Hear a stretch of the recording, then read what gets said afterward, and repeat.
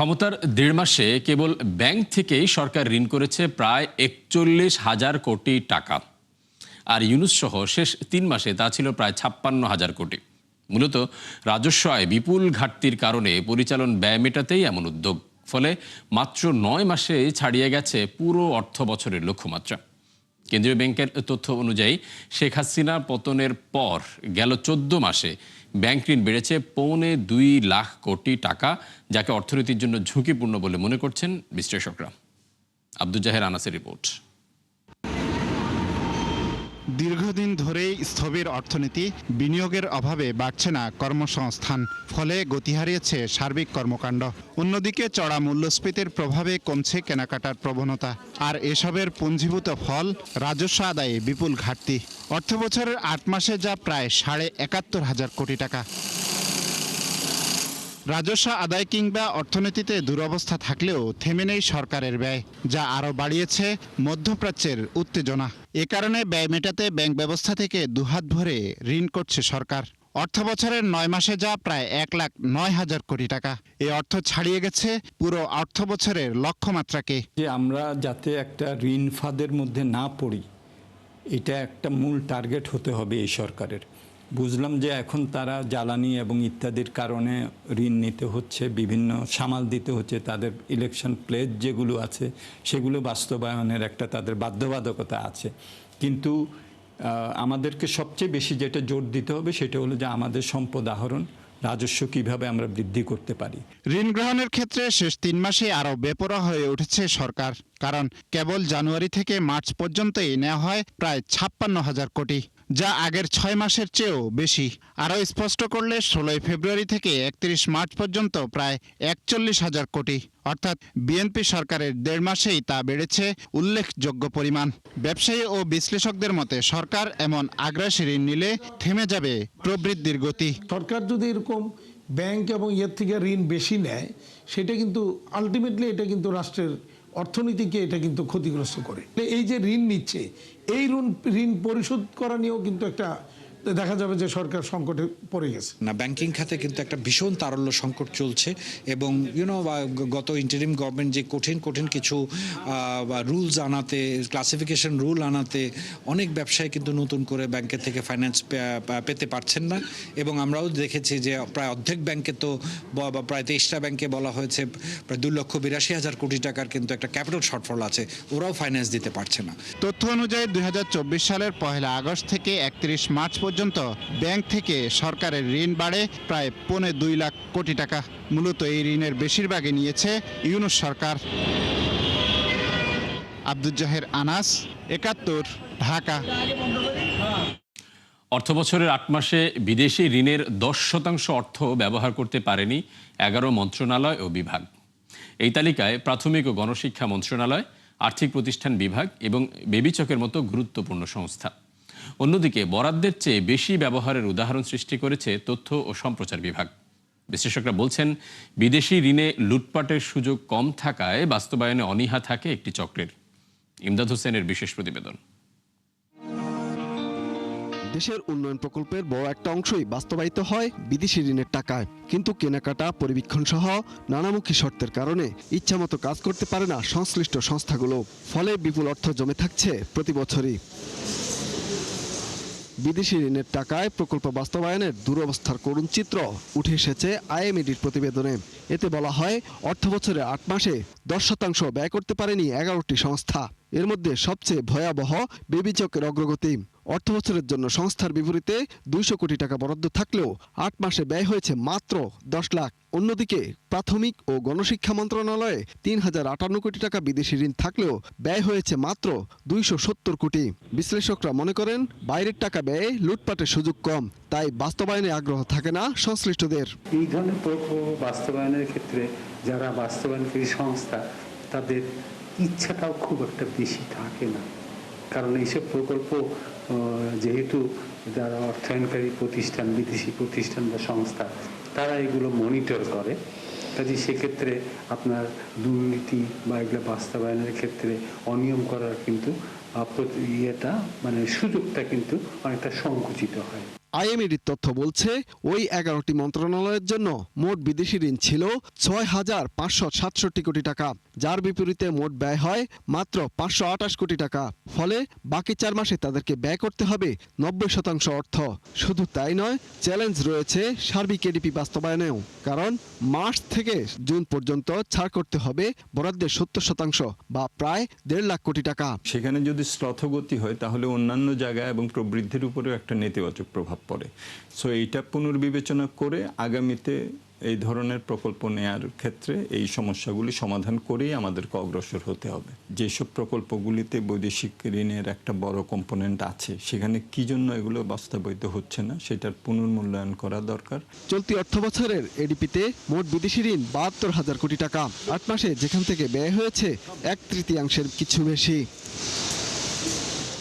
ইমদাদ হোসাইন, 71, ঢাকা। রাজধানীর একাধিক ফিলিং স্টেশনে ফুয়েল পাস কার্যক্রম চালু করেছে জ্বালানি ও খনিজ সম্পদ বিভাগ। এতে মিলছে প্রয়োজনীয় তেল। তবে এই প্রক্রিয়া এখনও পরীক্ষামূলক, তাই শুধুমাত্র মোটরসাইকেলকে এর আওতায় আনা হচ্ছে। নিবন্ধিত বাইক চালকরা আসাদ গেট, সোনার বাংলা সার্ভিস স্টেশন এবং বিজয় সরণি ট্রাস্ট ফিলিং স্টেশন থেকে সর্বোচ্চ 1,000 টাকার তেল নিতে পারছেন। আর অনিবন্ধিত মোটরসাইকেলে দেয়া হচ্ছে সর্বোচ্চ 500 টাকার তেল। এজন্য মোটরসাইকেলগুলোকে 2 ভাগে বিভক্ত করায় ভোগান্তিও কমেছে খানিকটা। অন্যদিকে অন্য সব যানবাহনে আগের মতোই সরবরাহ করা হচ্ছে জ্বালানি তেল। পাইলট প্রকল্পের কার্যক্রম শুরু হলেও ফুয়েল পাস নিবন্ধন এখন পর্যন্ত বাধ্যতামূলক করেনি জ্বালানি বিভাগ। দর্শক, আজকের দিনে জ্বালানি পরিস্থিতি জানাতে এই মুহূর্তে আমাদের সাথে যুক্ত হচ্ছেন সহকর্মী রাকিব হোসেন। আমরা যাচ্ছি তার কাছে। রাকিব, আমরা যেটি দেখলাম যে ফুয়েল পাস কার্যক্রমে ভোগান্তি কিছুটা কমেছে, আজকের দিনের বাস্তবতার যে চিত্র সেটি আপনি আমাদের দর্শকদের জানাবেন। ফারুক, ফুয়েল পাসের কারণে যারা নিবন্ধন করছেন বিশেষ করে মোটর সাইকেলের, তারা হয়তো কিছুটা সুবিধা পাচ্ছেন, তাদের একটু সময় কম লাগছে অথবা চাহিদা মতো তেল পাচ্ছেন, কিন্তু বাকি পরিস্থিতির কিন্তু কোনো উন্নতি নেই। বিশেষ করে ডিপো থেকে পেট্রোল পাম্পগুলোতে জ্বালানি তেল সরবরাহে যে রেশনিং অঘোষিতভাবে চলছে সেটি কিন্তু এখনও অব্যাহত রয়েছে। মূলত ডিপো থেকে ফিলিং স্টেশনগুলোতে সরবরাহ কম হওয়ার কারণে অনেকগুলো পেট্রোল পাম্প বন্ধ রয়েছে। তারা গ্রাহকদেরকে চাহিদা মতো তেল দিতে পারছে না এবং তাদের কার্যক্রমও অনেক ক্ষেত্রে বন্ধ থাকছে। এবং যেসব পাম্প সচল রয়েছে, আমরা গত 1 মাস ধরে দেখছি যেসব পাম্প সচল রয়েছে সেসব পাম্পের উপর বাড়তি চাপ পড়ছে এবং সে কারণে মানুষের ভোগান্তি যেমন বাড়ছে, পেট্রোল পাম্প মালিক এবং তাদের কর্মীদের ভোগান্তি বাড়ছে। সেই ভোগান্তি সামাল দিতে আপনারা জানেন যে আসলে পুলিশ যেমন কাজ করছে, তেমনি জ্বালানি বিভাগের কর্মকর্তারা অভিযান চালাচ্ছেন। আবার প্রত্যেকটা ফিলিং স্টেশনে কিন্তু ট্যাগ অফিসাররা কাজ করছেন এই পরিস্থিতি সামাল দেওয়ার জন্য। তো ফুয়েল পাসের বিষয়টা আপনি তো দর্শকদের জানালেন যে এটা আসলে পরীক্ষামূলকভাবে চলছে। যদি এখানে ভালো সুফল পাওয়া যায় তাহলে সরকার হয়তো প্রত্যেকটি পেট্রোল পাম্পে এই সিস্টেম চালু করবে এবং সারা বাংলাদেশে এটি ছড়িয়ে দিবে। আমরা যতটুকু জানি আসলে সরকার এখনও বিভিন্ন জায়গায় অভিযান চালিয়ে জ্বালানি বিভাগ আমাদেরকে যে তথ্য দিচ্ছে আসলে প্রতিদিনই অবৈধভাবে মজুতকৃত জ্বালানি তেল উদ্ধার করা হচ্ছে।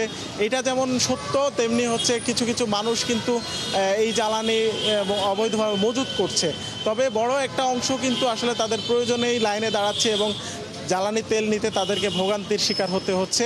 আমরা যতদূর জানি সরকার এই যুদ্ধ পরিস্থিতির মধ্যে বিদেশ থেকে যেমন বাড়তি দামে জ্বালানি তেল আমদানি করছে, তেমনি কিন্তু বেসরকারি যে রিফাইনারিগুলো আছে বাংলাদেশে সেগুলো থেকেও বাড়তি দামে জ্বালানি তেল আমদানি করছে। যে বিশেষ করে আমাদের কাছে যে তথ্য আছে যে সরকার 173 টাকা দিয়ে প্রতি লিটার ডিজেল কিনছে এবং সেটি বিক্রি করছে 100 টাকায়। তার মানে সেখানে ভর্তুকির পরিমাণ কিন্তু সরকারের বেড়ে যাচ্ছে। তো সব মিলিয়ে বলা যাচ্ছে জ্বালানি পরিস্থিতির যে অবনতি হয়েছে গত 1 মাসে সেটি কিন্তু এখনও অব্যাহত আছে এবং সেই পরিস্থিতি থেকে উত্তরণের জন্য সরকার নানাভাবে চেষ্টা চালাচ্ছে। ফারুক। রাকিব, আপনাকে অসংখ্য ধন্যবাদ। দর্শক, জ্বালানি পরিস্থিতি নিয়ে জানাচ্ছিলেন আমাদের সহকর্মী রাকিব হোসেন। আমরা যাচ্ছি পরবর্তী প্রসঙ্গে। ছুটির দিনে বাজার পরিস্থিতি কেমন সে বিষয় নিয়ে জানাতে আমাদের সাথে এই মুহূর্তে যুক্ত হচ্ছেন আরেক সহকর্মী মেজবা হাসান। আমরা যাচ্ছি তার কাছে। মেজবা, বাজারের পরিস্থিতি কেমন দেখছেন ছুটির দিনেই? ছুটির দিনে বাজার পরিস্থিতি যেটি বলা থেকে তো করে যে আমরা যে বাজারে ঈদের পরে যে বাজারে একটা নিম্নমুখী ভাব সেটি কিন্তু আমরা দেখিনি। বাজার কিন্তু এখনো সেই বাড়তি দামেই বিক্রি হচ্ছে। বিশেষ করে সোনালী মুরগির দাম যেটি ঈদের সময় বেড়েছে প্রায় 420 থেকে 450 পর্যন্ত বিক্রি হচ্ছে, সেই বাড়তি দামে কিন্তু এখনো পর্যন্ত বিক্রি হচ্ছে। ব্রয়লার মুরগির ক্ষেত্রে আমরা দেখেছি যেটি 180 থেকে 90 টাকা বিক্রি হতো সেটি কিন্তু এখন পর্যন্ত 220 টাকা বিক্রি হচ্ছে বা 200 টাকা বিক্রি হচ্ছে। এছাড়া এছাড়া সবজির বাজারে এখন মৌসুমী যে সবজিগুলো বিশেষ করে ঢেঁড়স সুজনো সহ যে সবজিগুলো বাজারে এসেছে এসব সবজি কিনতে গেলেও কিন্তু প্রায় 100 টাকার উপরে কিনতে হচ্ছে। শুধু ঢেঁড়সের ক্ষেত্রে আমরা কিছুটা কম দেখেছি, সেটি 80 টাকা পর্যন্ত বিক্রি হচ্ছে। বেগুনের দামও কিন্তু আমরা দেখেছি বাড়তি, সেটি কিন্তু 80 থেকে 100 টাকা পর্যন্ত বিক্রি হচ্ছে। এছাড়া সবজির বাজার তো বাড়তি আছে, সেই সাথে মাছের বাজারেও আমরা দেখেছি যে অনেক ক্ষেত্রে মাছের বাজার বেড়ে গেছে। আমরা যদি টিসিবির তথ্য থেকে বর্তমানে গেল 1 বছরের তুলনায় 1 বছরের আগে যে এই মৌসুমের সময় এই সময়ে যে বাজারের দাম বেশি ছিল, বিশেষ করে মাছের দাম রুই মাছ, সেটি কিন্তু গেল বছর এই সময়ে 280 থেকে 320 টাকা পাওয়া যেত, সেটি কিন্তু এখন এসে পাওয়া যাচ্ছে প্রায় 420 থেকে 450 টাকা পর্যন্ত গুনতে হচ্ছে। পাঙাশ মাছের ক্ষেত্রেও আমরা দেখেছি যেটি 150 থেকে 180 টাকা পাওয়া যেত, সেটি কিন্তু এখন 200 থেকে 220 টাকা পর্যন্ত। সোনালী মুরগির ব্রয়লার মুরগির ক্ষেত্রেও আমরা দেখেছি যে গেল বছরের এই সময়ের ক্ষেত্রে অনেক ক্ষেত্রে 100 থেকে 150 টাকা পর্যন্ত সোনালী মুরগির ক্ষেত্রে বিশেষ করে বেড়ে গিয়েছে, যেটি 200-250 টাকা পর্যন্ত আমরা গেল বছরে কিনতে পেরেছি, সেটি কিন্তু এখন ভোক্তারা কিনতে প্রায় 420 থেকে 450 টাকা পর্যন্ত কিনতে হচ্ছে। সবকিছু মিলে বাজারের যে অবস্থা সেটি কিন্তু অনেক ক্ষেত্রে বাড়তি দাম, বিশেষ করে এখন যে মৌসুমী সবজি সেই সবজি কিন্তু অনেকটাই হাতের নাগালে, যেটি কিনতে কমপক্ষে 100 টাকা কিন্তু প্রতি সবজিতে কিন্তু কিনতে করতে, বিশেষ করে সজনা ঢেঁড়স থেকে শুরু করে অনেক ক্ষেত্রে কিছুটা কম রয়েছে। সেটি ক্ষেত্রে কাঁচামরিচের যদি ব্যবধান যদি বলি, কাঁচামরিচের দাম কিছুটা বাজার ভেদে কিন্তু এটি কিন্তু যেটি আমরা কারওয়ান বাজারে দেখেছিলাম 40 থেকে 60 টাকা প্রতি কেজি বিক্রি হচ্ছে, টাউন হলে বাজারে এসে সেটি কিন্তু 100 থেকে 120 টাকা, অনেক ক্ষেত্রে দ্বিগুণ পর্যন্ত চলে গেছে। সবকিছু মিলে ভোক্তাদের জন্য আসলে কিন্তু কোনো স্বস্তির খবর নেই। ফারুক, এই ছিল বাজার নিয়ে সবশেষ। মিসবাহ, আপনাকে অসংখ্য ধন্যবাদ। দর্শক, বাজার পরিস্থিতি জানাচ্ছিলেন আমাদের সহকর্মী মিসবাহ হাসান। বৈশ্বিক জ্বালানির মূল্যবৃদ্ধির ভয়াবহ প্রভাব পড়েছে যুক্তরাষ্ট্রে। মার্চে দেশটির মূল্যস্ফীতি বেড়ে দাঁড়িয়েছে 3.3%, যা ফেব্রুয়ারিতে ছিল 2.4%। মার্কিন শ্রম দপ্তরের তথ্য মতে 2022 সালে ইউক্রেনে রুশ আগ্রাসনের পর এটি সবচেয়ে বড় মাসিক উল্লম্ফন।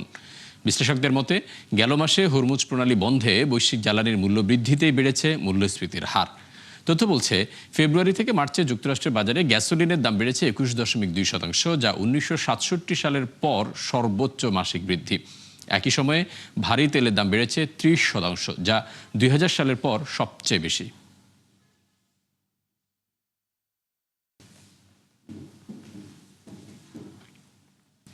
হরমুজ বন্ধে বিশ্বজুড়ে জ্বালানির বাজারে অস্থিরতা বাড়লেও তেলের দাম বৃদ্ধিতে রপ্তানি আয় বেড়েছে গালফভুক্ত বেশ কিছু দেশের, যার মধ্যে অন্যতম ইরান, সৌদি আরব ও ওমান।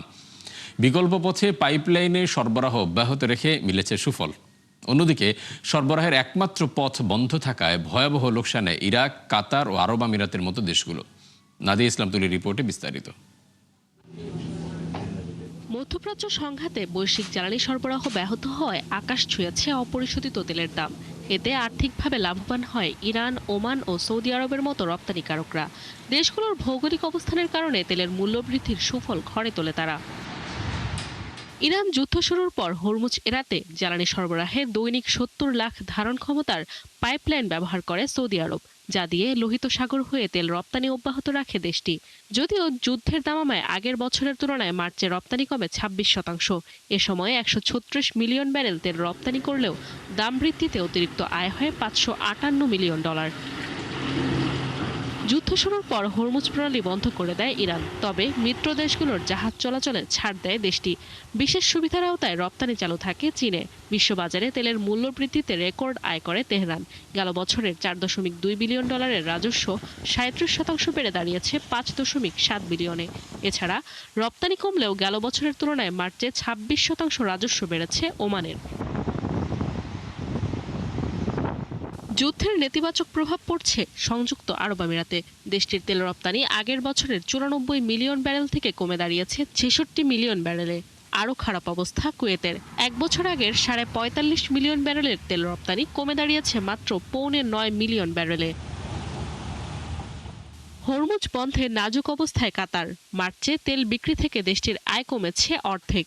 আগের বছর $1.2 বিলিয়ন আয় করলেও যুদ্ধকালীন সময়ে তা এসে দাঁড়িয়েছে মাত্র 600 মিলিয়নে।